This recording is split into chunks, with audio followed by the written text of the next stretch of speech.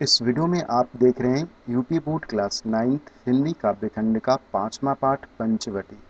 पंचवटी को लिखा है, इसके कवि हैं मैथिली शरण गुप्त और ये इस चैप्टर का तीसरा पार्ट है। पिछला 2 पार्ट नहीं देखा तो आप देख सकते हैं हमारे चैनल के प्लेलिस्ट से। तो चलिए शुरू करते हैं तीसरे पार्ट को 5वें पद से। क्या ही स्वच्छ चांदनी है यह, है क्या ही निस्तब्ध निशा, है स्वच्छंद सुमंद गंध वह, निरानंद है कौन दिशा। बंद नहीं अब भी चलते हैं नियति नटी के कार्यकलाप, पर कितने एकांत भाव से, कितने शांत और चुपचाप।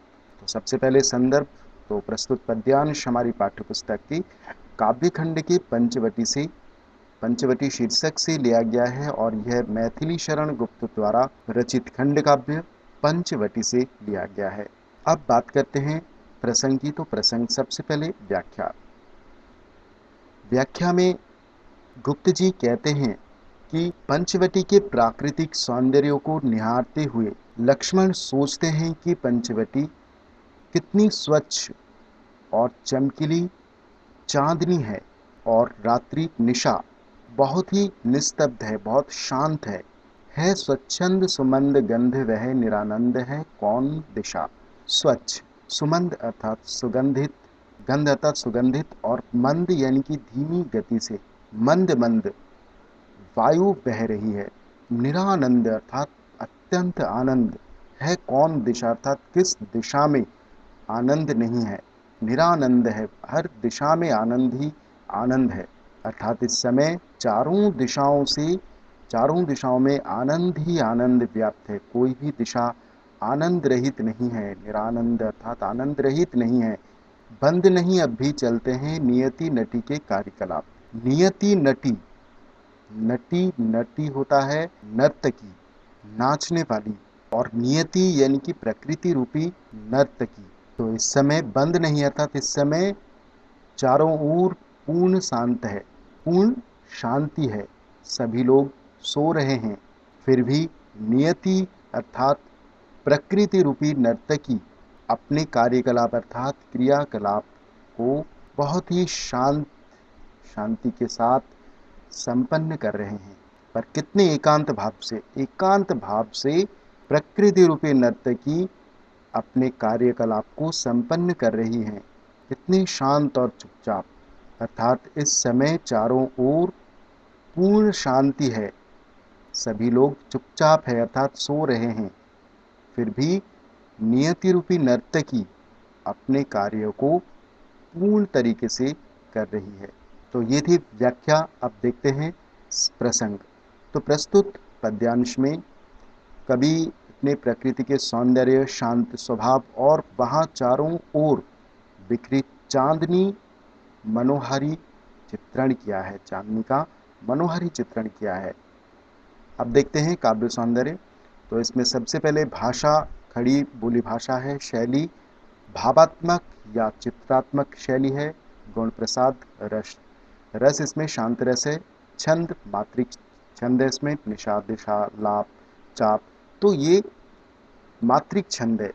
अब अलंकार की बात करते हैं तो देखिए निस्तब्ध निशा दोनों में न वर्ण की पुनरावृत्ति हो रही है। स्वच्छंद सुमंत दोनों में स वर्ण की पुनरावृत्ति हो रही है। ऐसे ही कार्यकलाप में क वर्ण की पुनरावृत्ति हो रही है। तो इस कारण से यहाँ पर अनुप्रास अलंकार है। अब देखते हैं छठे पद को।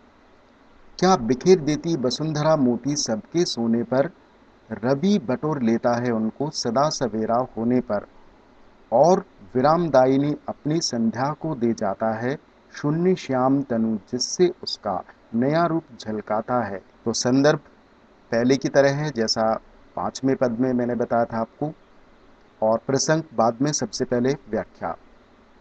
तो व्याख्या में लक्ष्मण पंचवटी के पर्ण कुटी अर्थात पत्तों से बनी कुटिया के बाहर शिला पर बैठकर प्रकृति के नर्तकी के कार्यकलापों के विषय में सोच रहे हैं कि जब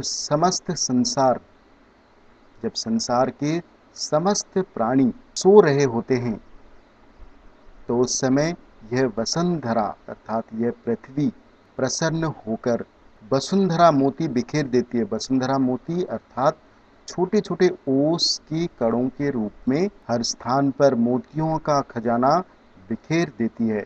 सबके सोने पर अर्थात रात्रि में जब संसार के समस्त प्राणी सो रहे होते हैं तो वसुंधरा अर्थात पृथ्वी अपने छोटे छोटे ओस के कणों के रूप में हर स्थान पर मोतियों का खजाना बिखेर देती है। सदा सवेरा होने पर रवि बटोर लेता है उनको। सवेरा होने पर अर्थात प्रातःकाल होते ही सूर्य अपनी किरण रूपी हाथों से उन मोतियों को समेट लेता है। रवि अर्थात सूर्य सवेरा होने पर सूरज उन मोतियों को अपने किरण रूपी हाथों से उनको समेट लेता है। अर्थात सूर्य की किरणों के ताप के कारण ओस के कण सूख जाते हैं और विरामदायिनी अपनी संध्या को दे जाता है। सूर्य दिन भर आकाश के विस्तृत मार्ग में गमन करता हुआ थक जाता है और संध्या समय उसे विश्राम मिलता है।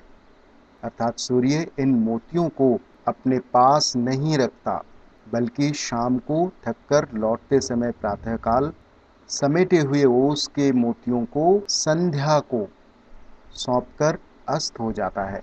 और विरामदायिनी अपनी अर्थात अपने विश्राम के समय, विश्राम कब होता है? सूर्य विश्राम कब करता है? संध्या के समय, जब वो पूरे दिन आसमान में गमन करता हुआ थक जाता है, तब वो इन मोतियों को संध्या को दे जाता है। शून्य श्याम तनु जिससे उसका नया रूप झलकाता है। शून्य अर्थात आकाश, तनु अर्थात शरीर, तो यही मोती शून्य अर्थात आकाश में तारागणों के रूप में और उसका अर्थात धरती का ओस के कणों के रूप में फिर से चमक उठते हैं, नया रूप झलकाता है अर्थात फिर से नया रूप झलकाता है अर्थात फिर से चमक उठता है। तो ये थी छठे पद की व्याख्या। अब देखते हैं प्रसंग। तो प्रस्तुत पद्यांश में कवि ने पंचवटी के प्राकृतिक सौंदर्य व क्रियाकलाप का चित्रण लक्ष्मण के माध्यम से किया है। अब काव्य सौंदर्य, तो भाषा इसमें खड़ी बोली भाषा है, शैली चित्रात्मक भावात्मक शैली है, गुण माधुर्य है, रस इसमें श्रृंगार रस है और छंद मात्रिक छंद है, सोने पर होने पर जाता है झलकाता है। अब देखिए अलंकार की बात करते हैं। तो देखिए सबके सोने, तो स वर्ण की आवृत्ति हो रही है। सदा सवेरा, स वर्ण की आवृत्ति हो रही है। शून्य श्याम, श वर्ण की आवृत्ति हो रही है। तो इस कारण यहाँ पर अनुप्रास अलंकार है। तो इसी के साथ ही 5 और 6 पदों के साथ मैं इस वीडियो को एंड करता हूँ, इस पार्ट को एंड करता हूँ। अगर वीडियो आपको अच्छा लगा तो वीडियो को लाइक, कमेंट एंड शेयर करें और सब्सक्राइब नहीं किया तो जरूर करें। सो मिलते हैं अगले वीडियो में। Thank you.